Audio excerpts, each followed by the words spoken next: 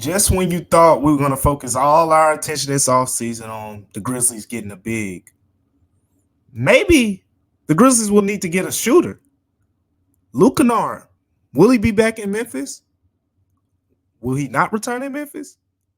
Let's talk about it right here on Locked On Grizzlies.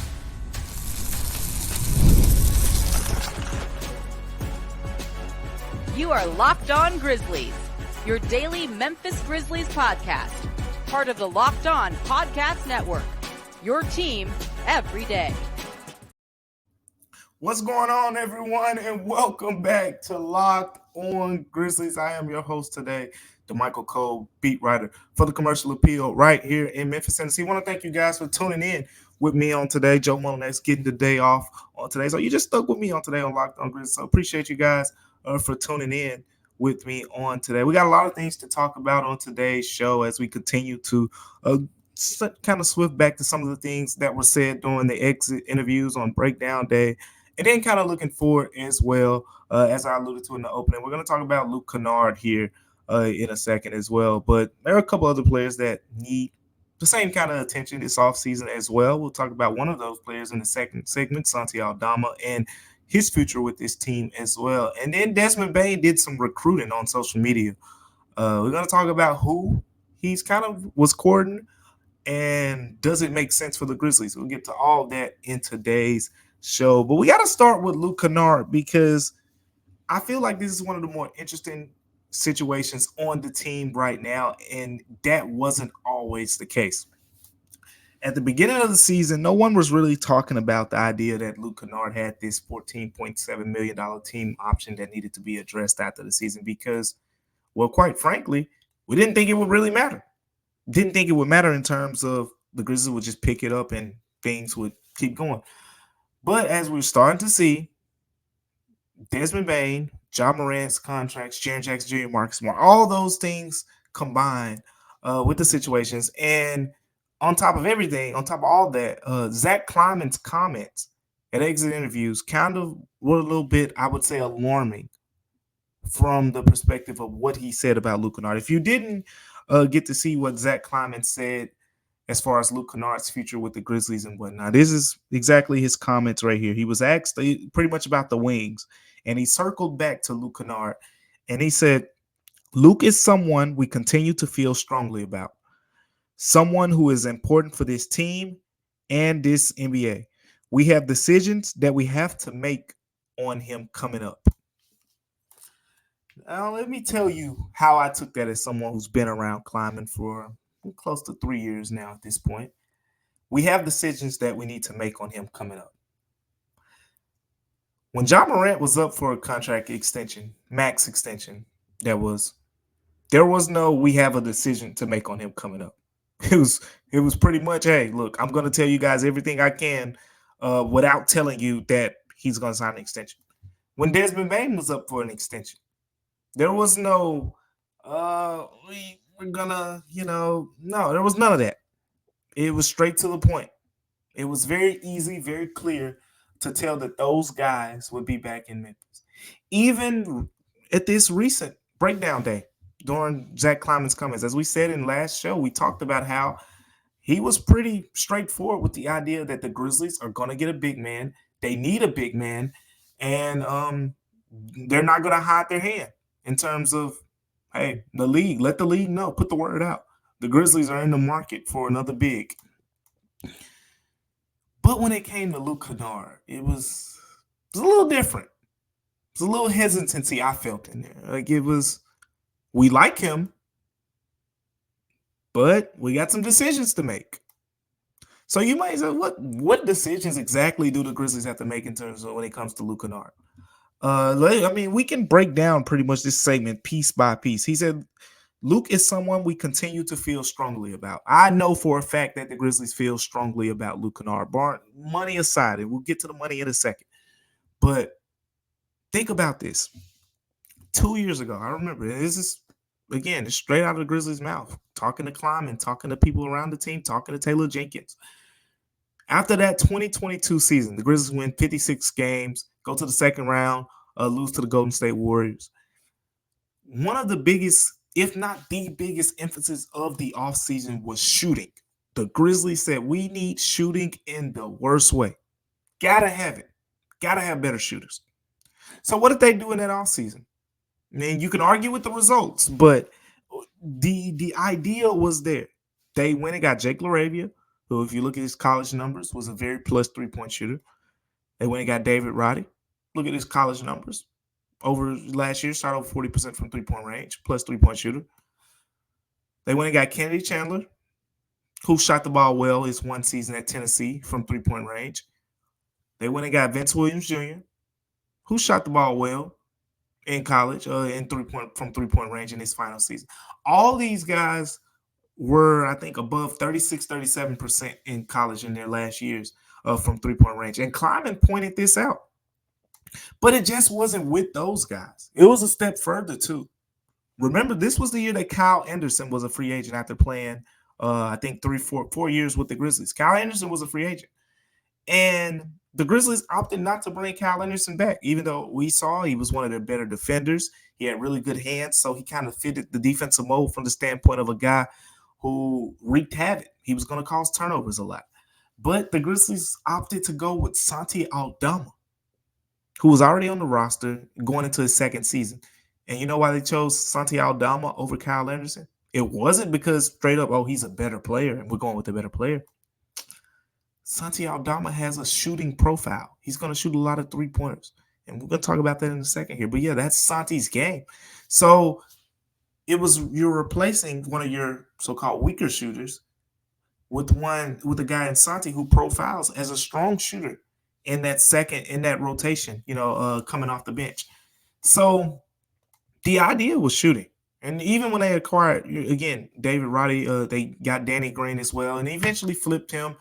And it all led to the Grizzlies bringing in Luke Kennard at the trade deadline during the 51-win season a couple years ago, a year and a half ago. So you bring in Luke Kennard. He comes in, shoots over 50% from three-point range first season. This season, he shot 45% from three-point range, finishing the top 5 of the NBA once again in three-point percentage. The Grizzlies value that. They don't want to lose Kennard. Don't get it twisted here. This is not about the Grizzlies saying, "Oh, that guy, we don't need him. Kick him to the curb." This is a financial situation. And again, I've said it a few times. Get used to this. I know it's not what we're used to in Memphis. I mean, I grew up here. We didn't have a lot of these situations where the Grizzlies were strapped for cash and things like that. But that's kind of what it is now because Morant, Desmond Bane, they're on max contract extensions. Jaren Jackson Jr. and Marcus Smart will combine to make more than $45 million this upcoming season. Next season, or whatever you want to call it. The season after this summer. Both of those guys will combine to make $45 million over it. Then you got Brandon Clark, and you signed him to a contract extension last year. So all things considered, it's not a lot of money just to go out there to pay a guy $14.7 million on a team option off of the bench. So you say, how did Luke Kennard resolve this situation? Well, there's going to have to be a medium, I think, in my opinion, for this to happen. There's two ways to look at it. If you're Luke Kennard, you may say, hey, $14.7 million is my number. You knew that when you acquired me. I want to play on that number. I want to play at $14.7 million. And if that's Luke Kennard's perspective, I think it puts the Grizzlies in a tough situation where they could potentially highly entertain the idea of trading him. Again, if Luke Kennard says, hey, you got to pick up my option, because don't get me wrong, I don't really foresee a situation where his option is declined. I'd be extremely surprised if we're talking about Luke Kennard's team option being declined. I do not expect that to happen in any way. But in the case that the option's picked up, there are different routes this thing can go. If they pick up the option, I don't think that's your sign to say, breathe in, Luke Kennard is back, because it's levels to this. Yes, that could be. I mean, the Grizzlies could say, hey, yeah, we're going to bring him back at $14.7 million. If we go in the first apron in terms of the salary, in terms of the luxury tax, and we'll deal with the limitations that come with that from a financial spending perspective. And it is what it is. We value Luke Kennard that much. They very well could say that. But based on Kleiman's comments saying we have a decision to make, it shouldn't really be a decision if you're just going to pick up the team option and that's that. There's no decision there. The decision comes from the standpoint of if Luke Kennard wants to pick up his team option, says, hey, I'm paying on a $14.7 million price tag, the Grizzlies are probably more likely to entertain the idea of trading him. If Luke Kennard says, hey, I'll meet you at a medium. And what's the medium? I think from the Grizzlies' perspective, they say, hey, let's say we offer you the opportunity to come back here on a multi-year deal, but let's bring that $14.7 million number per year down a little bit. Let's say the Grizzlies say, hey, we want you back at 3 years, $33 million total. So let's give you $11 million a year. Let's bring it down from 14.7. Yes.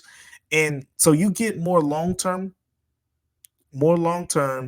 security while we bring that number down and we can continue to build the team the way we want to build the team. I think that's the perfect medium that these two, the Grizzlies and Luke Kennard could come to, but we'll see. We're seeing shooters get paid. I mean, Grayson Allen, former Grizzly, by the way, just got 4 years, $70 million. And he starts, by the way. So I don't think, that's a number that Luke Kennard will match by any stretch. But it is something to be mindful of. The standpoint that Luke Kennard is one of the best shooters in the NBA. He's proved it. And there's value to what he adds in Memphis. The Grizzlies without Luke Kennard are a terrible shooting team. Let's just be honest. Without Luke Kennard, the Grizzlies would – they're already not a, above average shooting team, but without him, it gets bad. Like teams are gonna not really respect this team from the 3-point line, and that was the whole idea of bringing him on this team because now you have Desmond Bane, one of the better shooters in the NBA, and Luke Kennard, one of the better shooters in the NBA, on the court at pretty much all times when both players are healthy and whatnot. So that's the situation there. I think at the end of the day, both sides need to come to a happy medium in order for this situation to work out perfectly. And that's how I kind of foresee that playing out. We'll have more updates in the offseason as we continue to hear more because Luke Kennard's future is something to monitor. It's no foregone conclusion either way. I was asked yesterday what percentage do I see him coming back? And right now, to me, it's about 55-45. But I am a little bit more confident that another Grizzlies player will be back, and that's Santi Aldama. But some people aren't. So let's talk about his status on the Grizzlies and his job security coming up here next on Locked On Grizzlies. But before we get to that, this episode is brought to you by Monopoly Go. Look, I've been told that I'm a competitive person, right? Everybody around me, they all know it. And guess what? I don't hide it. I know I'm competitive. Oh, well, so guess what? I have a competitive side, and we all do. And my competitive side is a big fan of Monopoly Go. I'm sure you've heard it. It's been downloaded over 150 million times. It's a great twist on Monopoly where you play on not one, but hundreds of Monopoly boards in crazy locations, building up amazing cities that bring you the big bucks, big money. But the best part is I like playing with my friends and messing with them. I can change the rent on my iconic properties, just like the classic Monopoly. But now I can also heist their vaults of riches for myself, and the leaderboards show me who the biggest Monopoly tycoon is. It's not just my competitive side that loves it. You can team up with friends and people all around the world in time tournaments to earn huge rewards. So get in the game right now and join your friends. Download Monopoly Go now, free on the App Store or at Google Play. All you got to do is go download Monopoly Go to take advantage of this opportunity. Coming up next on Locked On Grizzlies, we're going to talk about Santi Aldama. What does he add to the Memphis Grizzlies? Stay tuned for that. Welcome back to Locked On Grizzlies, everyone. I'm Damichael Cole, beat writer for the Commercial Appeal here in Memphis, Tennessee. Thanking you for tuning in to Locked On today. Make sure you continue to tune in to Locked On Grizzlies each and wherever you get your podcast, Google Podcasts, Spotify, Stitcher, wherever you listen, wherever you watch. Locked On Grizzlies is there. We just talked about Luke Kennard, right? And his case with the Grizzlies, it's an interesting one. You know, you got this big team option that's a big number for a guard who's coming off the bench. Do you commit that amount of money to a guy who's probably going to play 21, 22 minutes a game? And when you're already committing, 12, 13 million to Brandon Clark for playing similar minutes. So it's a lot of money to commit to a bench. But that's neither here nor there. There's another guy who's a little bit cheaper right now in Santi Aldama. His number is 3.9 million this season. But how safe is Santi Aldama's job with the Grizzlies going forward? Again, let's get back to the easy, obvious thing here. Santi, his plus is being a solid shooter. He shot 34.9% from three-point range this past season. And again, I say solid because at the end of the day, I feel like he still needs to shoot the ball better. If they got you on this team and they're saying, hey, your shooting is the reason why, I expect nothing below 37%, 36.5%, 37%. I think you should be above league average. And Santi hasn't been that right now. You look at his numbers, one day he'll have a really, really good game, and the next game he kind of just blends in and disappears in a way. But Santi Aldama is an interesting case. We're 3 seasons in now. Rookie year, didn't really play much. Spent a lot of time down with the hustle, put up big numbers down there. And then year 2 kind of broke out, right? Started in place of Jaren Jackson Jr. at the beginning of the season, held his own. The Grizzlies held their own. And his shooting was good, and he stayed in the rotation. No one made people not really miss Kyle Anderson like that. Like, he did his job. But then this year happened, and yes, he averaged a career high in scoring and things like that, but there was opportunity galore.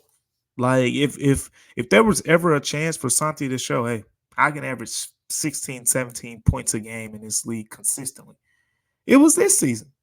Because Xavier Tillman was gone, Steven Adams was gone, Brandon Clark was hurt. It was you and Jaren from the last couple, seasons in terms of the bigs. It was Santi and Jaren. Jaren was cooking. He took advantage of it. Career high points per game. It showed that he's one of the better isolation scorers and all that. But Santi left a lot of meat on the bone. He left a lot of meat on the bone, and that's why we're having this conversation in terms of, is his spot with the Grizzlies secure when you talk about what's next for him and what's going forward. One of those reasons is because the depth chart is starting to fill up. Like, Santi's spot could be occupied by someone else, and we'll get to that in a second. But are you watching Fox Sports or ESPN on your TV all day? Have to turn down the volume because all that hollering is going on your TV and all that shouting. Well, make the switch to Locked On Sports today, a free 24/7 sports streaming channel program for you every day to bring you the biggest stories without all that screaming.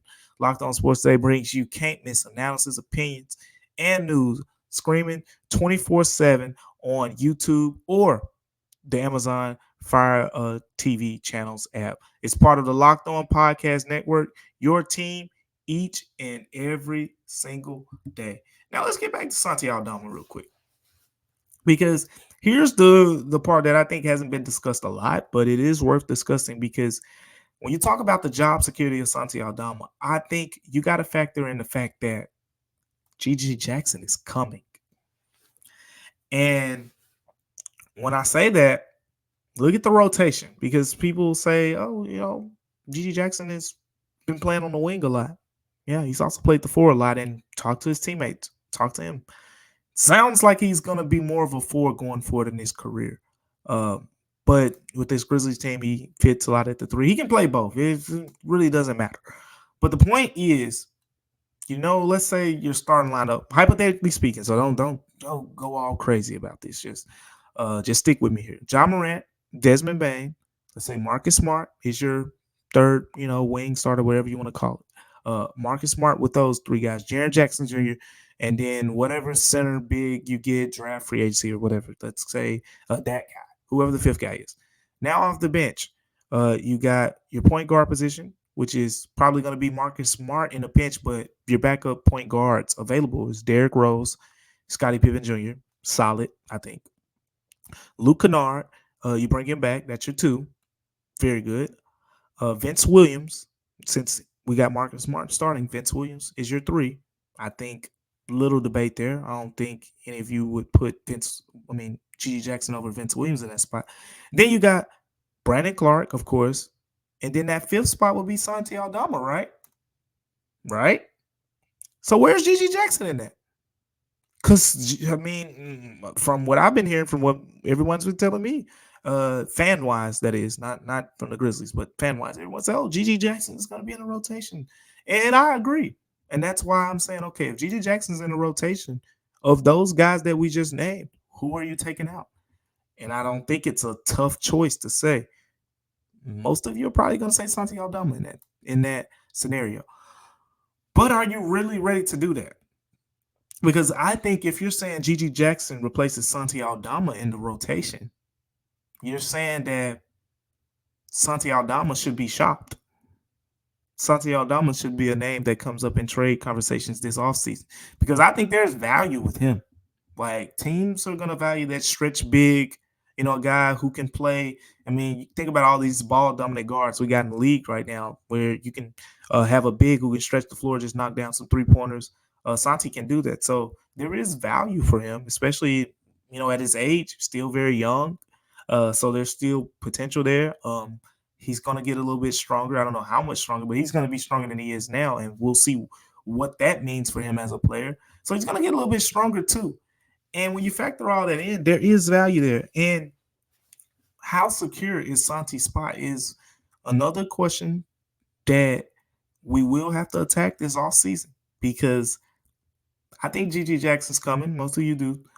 And the thing about it is Vince Williams and Marcus Smart, I think, have solidified those two, like the starting wing spot alongside of Dez and Ja, and then the backup one. The other one, we'll get that one. Then you got Luke Kennard, if he's back, and whatever the case may be, the point guard position is pretty solid. Brandon Clark looked really good. Like, the only spot that you could potentially throw GG in my opinion, is that one with Santi Aldama. I don't think you're bringing back Santi and tanking his stock by just letting him ride the bench after he just averaged over 10 points a game this season, over 9 points per game the year before that, playing solid minutes on really good teams. So that is something to think about as we get into the offseason. We're going to dive deeper into it as well as the days go on, because it's a big talking point that needs to be discussed here as we talk about what's going on with the Grizzlies. Speaking of what's going on with the Grizzlies, there was an interesting moment on social media recently with Desmond Bane and another player in the NBA. We're going to talk about that next here on Locked On Grizzlies. But before we get to that, this episode is brought to you by our fans over at FanDuel. Look, it's playoff time in the NBA and in the NHL, and baseball's in full swing, and FanDuel is your place to bet on every single game. Right now, new customers, you can go get $150 in bonus bets guaranteed. Again, new customers get $150 in bonus bets guaranteed. Bet on everything from the slap shots to the home runs to the slam dunks, all on an app that is safe, secure, and easy to use. So what are you waiting for? All you got to do is visit FanDuel.com/locked-on and make your first bet an automatic win. FanDuel is America's #1 sportsbook. So go take advantage of those opportunities right now. FanDuel.com/lock-on. Make sure you go take advantage of that here right now. Coming up next on Locked On Grizzlies, we're going to talk about, we're going to talk about Desmond Bane on social media. We got to talk about that. Stay tuned for that. Welcome back to Locked On Grizzlies, everyone. I am Damichael Cole. Recapping what we talked about so far, Luke Kennard and Santi Aldama's future with the Grizzlies, both different situations. Santi's under contract this upcoming season and potentially the year after that, but Luke Kennard, team option. And if you listened earlier, the conversation is less about if the Grizzlies are going to pick up the team option or decline it, and more about if the team and Luke Kennard can come in agreement on what happens after that option. I think that's the conversation to be had on that end. But thank you guys for continuing to listen to Locked On Grizzlies with us on today. Make sure you continue to like, comment, rate, review, subscribe, and all those things. But if you missed it on social media, I know everyone's not on social media, so that's what I'm here for. I keep you guys in the loop. And if you are on social media, follow me at Damichael C on X to stay in tune to what um, I'm reporting around the Grizzlies and whatnot. But Desmond Bane, let's get into this real quick. He made a post on social media. Actually, was replying to the post of another former Grizzlies player and Tyus Jones. Tyus Jones posted on social media basically thanking Grizzlies fan. There was a video. You remember Tyus had the tribute video when he returned to Memphis in March, and he replied to it on today. Tyus did on yesterday and said, "Memphis love forever" with a blue heart. And in the comments is Desmond Bane, who says, quote, "The doors always open," with a laughing emoji and a 100 emoji. My pops used to say there's some truth in every joke. You know, you put the laughing emoji on there, yeah, it makes it sound like a joke, but truly, that door is always open for Tyus Jones. Now, does it make sense though? Because we haven't talked about this. And me and Joe haven't talked about this. I haven't heard many other Grizzlies fans talking about the idea of Tyus Jones coming back, but let's entertain it right now, because welcome to the offseason, by the way, if you haven't realized. We're in offseason mode right now, so we're going to start having some of these type of conversations.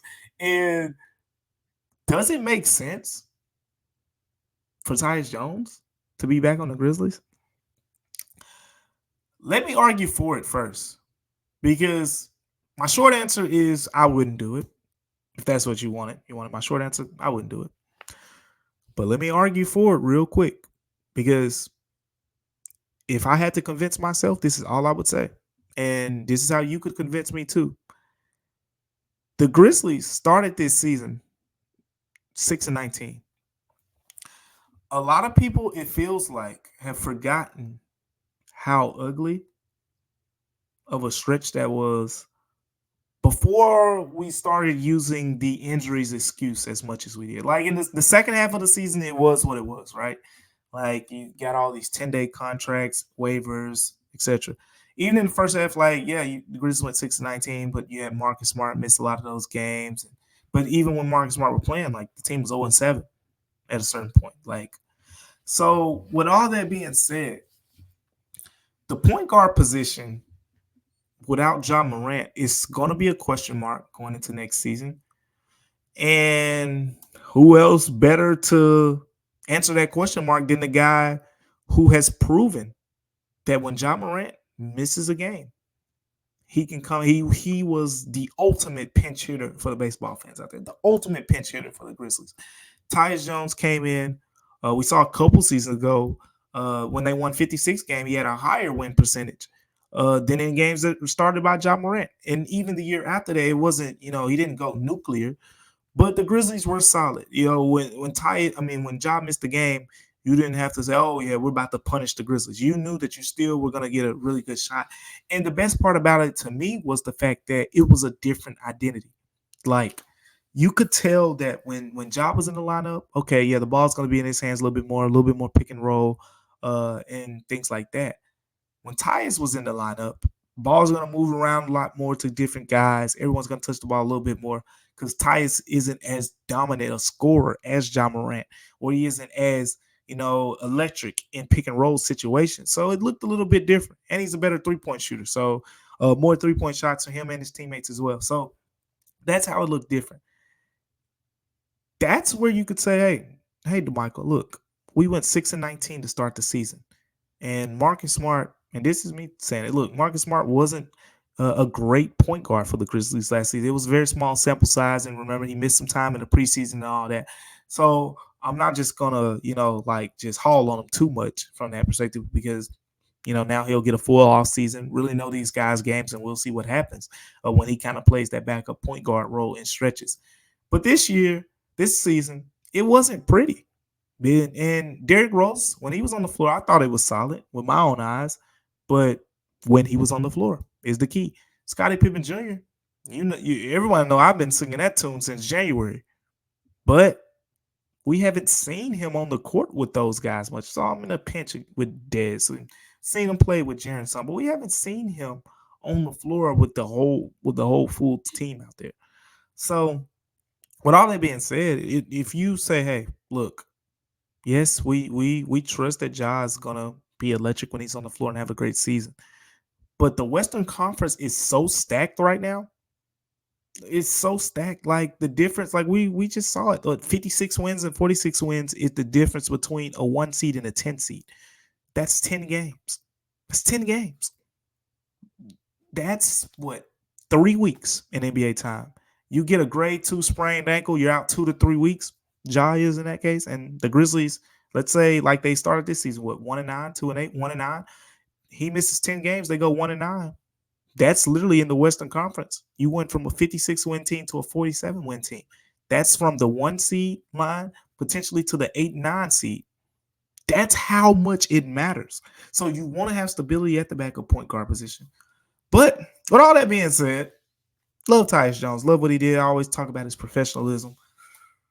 For one, you'd have to get Tyus Jones to take a minimum salary after he just made over $14 million and whatnot. Now you need him to take a minimum salary. Is Tyus Jones taking that after being a starting point guard for a bad Wizards team, but also having a great year in assist to turnover ratio, once again leading the NBA? I don't know if Tyus Jones ain't taking no minimum. Well, I'm not even going to entertain it. He shouldn't. He shouldn't. If he takes a minimum, he sold himself short. He can go out and get a mid-level exception somewhere, maybe more depending on situations and whatnot. But he can at least get that. So I don't think financially it makes sense because we're literally just started the show talking about how the Grizzlies are strapped for cash to the point where they're not going to possibly be able to bring one of the best three-point shooters in the NBA back if they can't come to a different type of number. So with all that being said, yes, it's cool to see Desmond Bane recruiting Tyus and all that, but it's not going to make financial sense. This is a different time for the Grizzlies. When Tyus Jones was playing and he was making that type of money, Desmond Bane and Morant were on rookie deals, and Grizzlies could afford to get away with that. Now, you have to pay those boys the big bucks. So, and Tyus is still a really good player, just like he was then. So it just doesn't make as much sense financially. Sure, from a roster standpoint, I mean, the Grizzlies would be really good, but not happening on the financial side. Locked On has launched the first ever national sports 24/7 streaming channel on YouTube, and now it's available on Amazon Fire TV and the free Fire TV channels app. Locked On Sports Day is here for you 24/7, covering the top sports stories of the day with the local experts of Locked On, plus our national shows covering every league. Find Locked On Sports Today, now available on the free Fire TV channels app. Thank you guys for tuning in with me on Locked On Grizzlies today. Hopefully, me and Joe Mullinax will be back with you on tomorrow's show. We got a lot to talk about and a lot to discuss as well as we continue to get into the off-season mode as the Grizzlies enter the off-season phase of their season. But there's going to be a lot of things to kind of get through here in off-season. If you didn't see my story at commercialappeal.com, I kind of outlined some key dates and things coming up for the Grizzlies, and there are a bunch of them. There are some key dates in May. We got the draft lottery, combines, and things like that. The June will be the draft. It'll also be option deadlines on Yuta Watanabe's player option, Luke Kennard's team option. And then, of course, in July, free agency, summer league, all those things. So an eventful time coming up for the Grizzlies. And we're going to have you all covered here with all of it on Locked On Grizzlies. But thank you guys for tuning in. Remember, Locked On Grizzlies is free and available wherever you get your podcast. Until next time, I'm Damichael Cole. Thank you for tuning in to Locked On Grizzlies.